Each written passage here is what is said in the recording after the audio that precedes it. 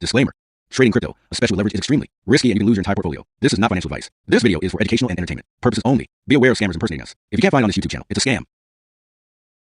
We are talking about Bitcoin today on this, the 29th day of August, sitting here at $111.4 thousand. 20 hours, 55 minutes left in the day. Hit that like button, you guys. Subscribe if you want to see more content like this, and let's get into it, okay? What I like and what I don't like about the chart. Let's go over that real quick, okay? What I like about this is that yesterday we closed just barely above where we closed here, right? We did technically close higher than these lows, which is nice to see. We need to persist, though. What I don't like is that today is down immediately. But on back to the side of things that I do like, we're down. We have 20 hours, 54 minutes left in the day. We could absolutely come back with a vengeance and finish this day off with a wake to the to the downside and move up. I wouldn't be surprised at least if that's what happened. We've got a ton of shorts that have been piled on over the past 24 hours. A lot of longs have been liquidated or cleared out at least. There was at one point around these same price areas about $3 billion in longs. Now there's only 1.5. There's about $1.5 billion in shorts. Now there's about 2.5. So the tides have turned, and if we're looking at this on a 1-day period, the shorts have it, 7-day period, the shorts have it, 30-day period, the shorts have it, right? There is this one last little island of longs that exists down to 107K, and while we have called for the low to be here, it is very important to remember that we could very well go below this low and still see prices down at 107K, okay? It's very important to remember that. Not financial advice, not a financial advisor, but if we don't get continuation, really today, if we get a rejection here right now, and especially if we bearishly engulf yesterday's candle, that could be bad, right? Just because we're looking to do that right now doesn't, I mean, we got 20 hours, 53 minutes left in the day. Hold your horses, right, if you're bearish right now. Right, hold your horses if you're one of these people who is shorting right now just because we've gone a little bit lower. It's not that dramatic, at least not yet, right? 1 hour time frame, if we're looking at this here, we do still have higher lows. Low here, higher low, higher low, higher low, higher low. But Caesar, we broke the uptrend. Yeah. I know, right? From here to here, if we look at this, we broke this uptrend too, and then we still moved higher, right? Talking about this uptrend right here, well, we just broke that uptrend. Might we go higher? I think we will. You guys know how I feel about diagonal lines. They typically are very unreliable, and it's when you get below them that you actually find support. I wouldn't be surprised in the least if by the time most of you watch this, we're looking death in the face right now, and I'm saying, hey, we're going to bounce here, right? We're probably not going to go lower. Maybe I'm wrong. And if I'm wrong, we can go from there, right? We've been a little bit flip-floppy in this range. If we go down a little bit lower and prove that wrong, I'm happy to flip-flop and say, hey, 107K is where we're going. And also, to put it on notice that is a very possible outcome in itself. Yeah, we could go to 107K. There's plenty of longs to be liquidated there. But, I mean, we're at the bottom. We're at the low ends of this range, and the shorts keep shorting. They keep going. That's not conducive to a continuation of lower prices. That's actually very problematic if you're a bear and you want to see the price continue lower. I would very much expect that we do reverse at any point in time. Tomato, 111.4K now, 107K. That's very, very close to where we are now. We could do it. We could see a slightly lower low, and if it happened, maybe it's a flash crash, maybe we slowly bleed down, whatever. But I'm not calling for that. I actually am right now calling for the low to be here. Let's look at the indicators, okay? 1 hour RSI. We do have lower lows in the RSI. We have higher lows in the price. I guess here we have a lower low and here we have a lower low, but overall, higher lows in the price, I don't mind it. I don't mind it at all. We're getting overbought, we're not getting oversold. Let's see if we can find support here and move up. The stochastics do have bullish divergence, so we're crossed up right now. Let's see if we can turn that around and start to move up. The MACD is at the 0, and we like to find support at the 0 line most of the time, or resistance at it, so let's see if we can do that and move up. We've got bullish divergence on the histogram, as well as being at this area to bounce, bullish divergence on the stochastics, and we're at an area to bounce in the RSI, an area that we bounced at before. It just depends on what we do here, right? 51 minutes left in this 1 hour time frame. I know that it's coming up green a little bit, but we still have 51 minutes left in this 1 hour. We can absolutely come back down and close red. Let's look at the 15 minute time frame. Let's see. Let's get it going here. Let's see. Bullish divergence on the MACD as well. I can't believe that this would be, I can't imagine that this would be too reliable, but the RSI is probably going to be reliable. We do have bullish divergence on the RSI. I don't think we're going lower, guys. I think this is a tease. And this is exactly what I was calling for yesterday, was that we would get some kind of tease. I said 111.5K, boo-hoo, we went down to 111.3K. Sue me. I was off by $200. And maybe we go lower. Again, if we go lower, we'll know. Let's actually talk about that real quick. What would it take for me to be scared? What would it take for me to be a little bit nervous that we're going to go lower? I would say get this 4 hour time frame and the next 4 hour time frame. Get both of them to close below 111.6K. If we do that, if we close below this yellow line on both of these 4 hour time frames, this one that ends in 50 minutes and the next one, we get 2 in a row to do that, then I'm wrong and we're going lower. Okay? Or if we happen to move down low enough in the next 50 minutes here, I would say that if we get below 110.5K, that would be enough to make me think that I was wrong as well. So get below 110.5K, drop about $1,000 in the next 50 minutes, and that might, if you don't want to wait for 2 4-hour candles to close, this one and the next one, that might be enough. But it's looking like we're going to come back up. I don't know. 50 minutes left in this 4 hour time frame. That's a good move down. It's a pretty damn big candle relative to all these candles here, but the amount of volume is insignificant. It's not even average. So I would say, who cares, right? Who cares? I think people are too antsy to see this thing drop. They're making the wrong decisions, right? We're at the same price as we were yesterday. When we were here, the longs outweighed the shorts by far. It was like 2 to 1. Now the shorts outweigh the longs. We're in the same. It's a difference of like $500. You guys are crazy. You know what I mean? It's and maybe I'm crazy. Maybe I'm wrong, but I don't think I'm crazy. You're crazy. I'm not crazy. You're crazy. Looking at the 4-hour RSI, I would like it. You know, we don't have enough really at this point in time to be completely bullish on the RSI. Things are turning the tide a little bit, but we could come down. We could still come down from here. If we were to come down like that, I mean, in all fairness, maybe we go lower, and we still don't go below this level. We could see some kind of lower low here. What would that be? I mean, if we found support at 110.5K, $110,000, we could, you know, we could find support somewhere around there.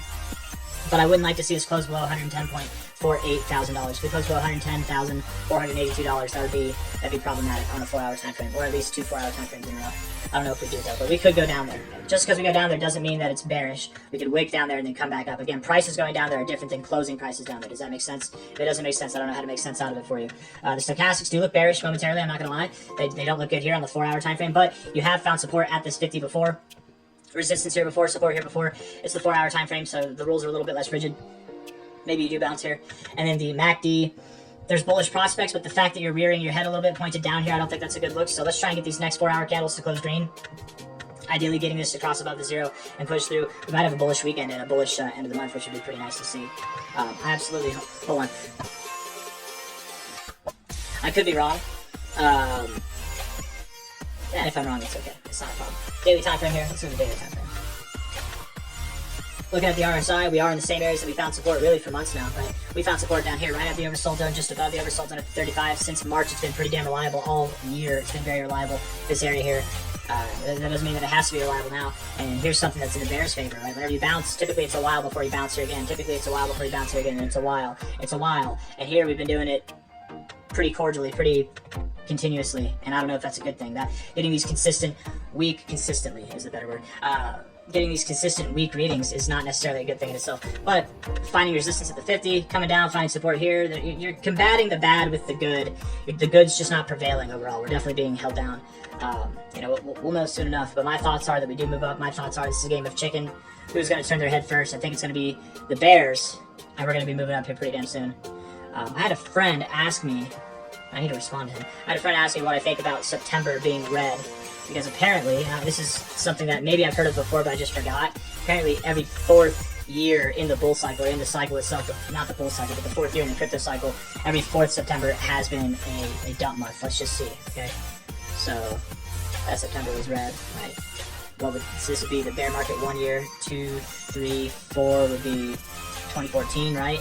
Would that be right? Or not? Maybe I'm wrong on that.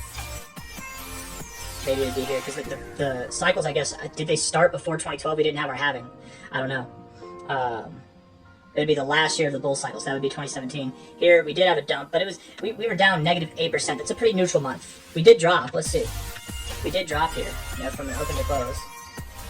It's 37% of a dump, yeah, but we closed neutral. So September was a bit of a bloodbath, but we came back up bullish. There's also some money to be made if you bought the low there, right? We did have some upside, too, as much downside as we had.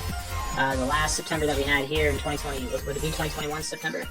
That one was pretty red as well.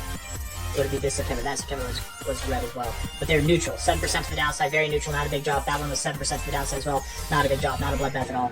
The last 2 Septembers in a row that we've had have been green. That one was up 4%. And then last year, September was up 7%. I've called for September to be green the last 2 years in a row, and the last 2 years in a row, it's been the same exact rhetoric as what we're hearing now, is that everybody's super bearish on September, saying it's going to be a bloodbath, when the reality is September's more of a neutral month. It's not a dump month, it's more of a neutral month, green or red. So my thoughts are, we're going to actually see a very bullish September. I think that we're going to bounce here. We're going to move up. I think we're going to go up into September. I don't even know if we drop at all in September, because I was expecting that we would drop in the beginning of September, but I'm starting to think that we're going to pump into it. I'm rambling at this point, you guys. I need to end this video. But overall, looking at the monthly time frame, if we close this month of August here, we're right at the overbought zone. We better hope to all things holy in the crypto space that we don't close September red, because if we close August here, it's the 29th. We got 2 days left. If we close August here and we close September red, we're getting out of the overbought zone. And I can't tell you how detrimental that would be on the monthly time frame. We don't want to do that, okay? Sometimes you get the pump fake, but oftentimes it lasts for months. Okay? Oftentimes it lasts for even years. Okay, so don't do that. Don't get out of the overbought zone. We don't want to do that. We would be in a perfect situation to bounce right off the overbought zone, though September was green. So hopefully we do that. Not financial advice, not a financial advisor. I think we're bouncing here. I got nothing else to say, guys. I need to go to bed. Hit the like button, subscribe. Thank you all for being here. I'm bullish as long as we're not closing below, what was it again? 110.5K? If we get 2 4-hour candles to close below $111.66 thousand here on the index, let's look at the Binance chart. I feel like the Binance chart's a little bit more reliable. There's more volume being traded there. Let's do this one. Hold on. Low to high. 111.6K. If we close below 111.6K, 2 4-hour candles in a row, then I would be nervous. If we close below $110.5 thousand or $110,482, just 1 4-hour candle, that would make me nervous as well. But again, those nerves only take us down to about 105.7K to 107K itself. I don't think we'd go too much lower than that. Quick drop, and then I bet we'd be back up before we know it. We could do this, we could literally drop and then come back up and be at higher prices than we are now, all by the end of this month, all over the next couple of days. So fret not, hodl, buy the dip if it comes, and hold the rip when it comes. Hit the like button, subscribe. Thank you all for being here. I'll see you on the next one. Are you looking for exchange with zero fees over 3,000 plus trading pair with industrial leading liquidity proof of reserve that has 1:1 ratio with 24/7 online customer service support? Scan the QR code to easy to direct MEXC website and start your first trading. Thank you. Trading is never as easy. But who say you can't have fun? In every minute you lend, the more you will enjoy. As you grow up in this industry, you will find yourself, and so round yourself with people who will help you to grow up as trader. It's hard in the first place, but I am sure you will be successful. As a trader, always remember trend is your friend.